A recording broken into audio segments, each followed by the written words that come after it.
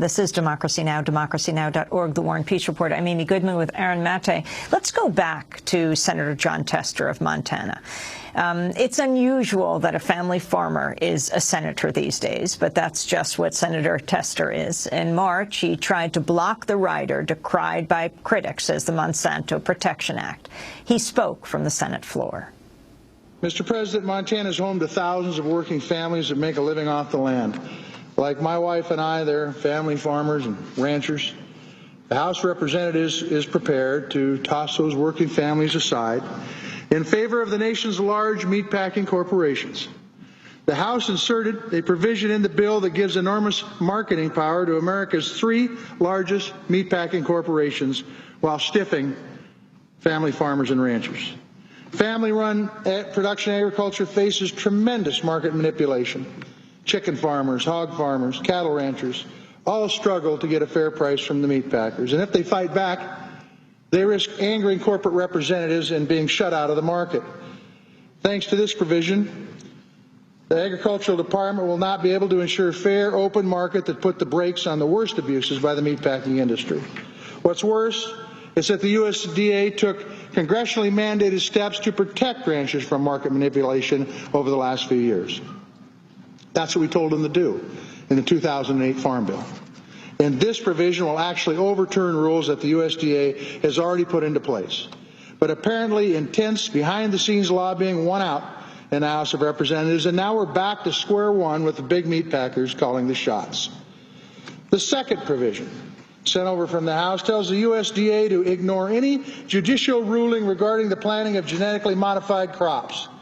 Its supporters are calling it farmer assurance provision. But all it really assures is a lack of corporate liability. The provision says that when a judge finds that the USDA approved a crop illegally, the department must reapprove the crop and allow it to continue to be planted, regardless of what the judge says. Now let's think about that. The United States Congress is telling the Agricultural Department that even if a court tells you that you've failed to follow the right process and tells you to start over, you must disregard the court's ruling and allow the crop to be planted anyway. Not only does this ignore the Constitution idea of separation of powers, but it also lets genetically modified crops take hold across this country, even when a judge finds it violates the law. Once again, agribusiness, multinational corporations putting farmers as serfs. It's a dangerous precedent. Mr. President, it will paralyze the USDA, putting the department in the middle of a battle between Congress and the courts. And the ultimate loser will be our family farmers going about their business and feeding America in the right way. Sunshine Week shouldn't be show and tell, Mr. President, and slipping corporate giveaways into a bill at the same time that we call for more open government is doubling down on the same policies that created the need for Sunshine Week in the first place. That's why I've introduced two amendments to remove these corporate welfare provisions from the bill. Montana's elected me to go to the Senate to do away with the shady backroom deals, to get rid of handouts to big corporations, and to make government work better. That's Montana Senator, Democrat Jon Tester. He's a family farmer, lost several of his fingers in a meat grinding accident when he was 9 years old. This is Democracy Now!, democracynow.org, The War and Peace Report. Aaron? Yeah, and we're still with Winona Howder in Washington, the Executive Director of Food and Water Watch. Winona, you've come out with a book called Foodopoly, The Battle Over the Future of Food and Farming in America. We're going to turn to that in a second. But first, your group is just putting out a report called Monsanto, a Corporate Profile. Lay out for us your findings. Well, our findings are that Monsanto has so much power over the political process that it's basically buying public policy. That's why we've seen this terrible rider recently. It's why we have such a lax process for approving genetically engineered crops. And it goes back all the way to the 1980s when these crops were being developed. And Monsanto went into the Reagan administration administration and said, you know, we've been involved in a lot of litigation because Monsanto had been a producer of some of the most dangerous chemicals, PCBs, dioxin. They were involved in hundreds of lawsuits. So they didn't want a new law that would actually be a real review process for genetically engineered crops. They wanted to have a very lax set of bureaucratic hoops that they knew they could jump through and that their young startup competitors would not be able to jump through. And that's how we've ended up with this mishmash of different agencies involved in approving genetically engineered crops. It's why we don't really have a regulatory system that is doing the research that's looking at the long-term impacts that these crops have, not just in terms of health and safety, but the economic impacts because of the increasing price of seeds, the increasing use of the co-branded herbicides. Roundup Ready has doubled in use in the last few years. Now we're seeing new genetically engineered seeds created that have even more dangerous chemicals that are co-branded with them. And so we're really on a downward spiral with these types of crops. And genetically engineered crops are the underpinning of our dysfunctional food system. As Greg mentioned, they are the components of processed food. And how this issue, talk about the corporate farmer versus the family farmer, like your family in Northern Virginia.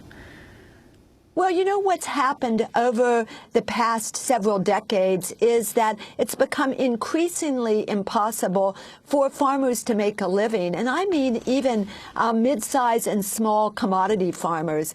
We have fewer than 1 million family farmers left. And if you look at what a mid-size family farmer, and I'm talking about commodities, corn, wheat, and soy, they make on average $19.2 thousand, and shockingly, half of that is from a government payment. Now, there is a movement for community-supported agriculture. You know, I'm lucky. I grew up on a farm. I inherited my family's farm, but my farm is 45 miles west of Washington, D.C., where there's a huge market for foods that are grown with organic practices, where people want to bring their children out to see a farm. Now, that's very different from the vast majority of farms in this country. Only 1/3 of the farms in this country are anywhere near a metropolitan area. We need to shape a food system that allows farmers to make a living and transition into a sustainable farming future. And we can't do that with the current rules in place. And I think that really that's why I wrote Foodopoly, to lay out why we need to look at the bigger structural issues that are causing our dysfunctional food system. And I'm talking about the consolidation and concentration of power in the hands of just a few companies, and companies beyond Monsanto. Well, one of those companies is Wal-Mart, and you have a chapter called Wal-Marting the Food Chain. Can you talk about this? Well, over the past few years, since the past few decades, since the Reagan administration eviscerated antitrust law, those are the rules that prevented companies from getting too big, from buying their competitors, from concentrating power in the hands of just a few companies. Since that time, we've seen the grocery industry consolidate. We now have 4 grocery stores that control 50% of sales, and in many areas 70 to 90% of sales. Wal-Mart is the very largest. 1 out of 3 grocery dollars is spent at Wal-Mart. And if you look at the economic impact, the Wal-Mart heirs have as much wealth as the bottom 40% of Americans. And what Wal-Mart has figured out how they operate is that they have a logistical system that sucks all of the profit out of the food chain. So one thing is that they need enormous volume. So they would much rather deal with a giant meat packer like Tyson than a lot of smaller family farms or even mid-sized farms. They have a system where they force their suppliers to use their IT system to track their own inventory, to use all of the contracting requirements that they put into writing. In fact, there are no contract negotiations with Wal-Mart. And so even the largest food processors in this country have to do whatever Wal-Mart says. And we have 20 food processing companies that do control most of what Americans eat. So, you know, there's all this rhetoric about competition and that our economic system is built on competition. But what we've actually seen, especially since the 1980s, is that all of the rules and regulations are geared at allowing enormous consolidation. And so for the food industry, beyond Walmart and the grocery retailers, we have the big food processing companies.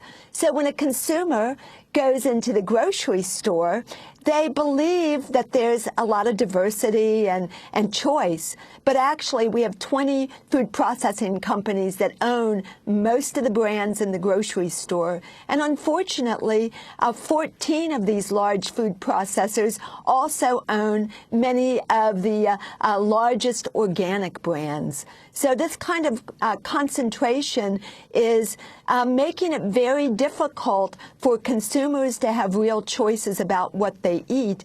And it's squeezing all of the profit out of actually producing food, even producing corn and soy.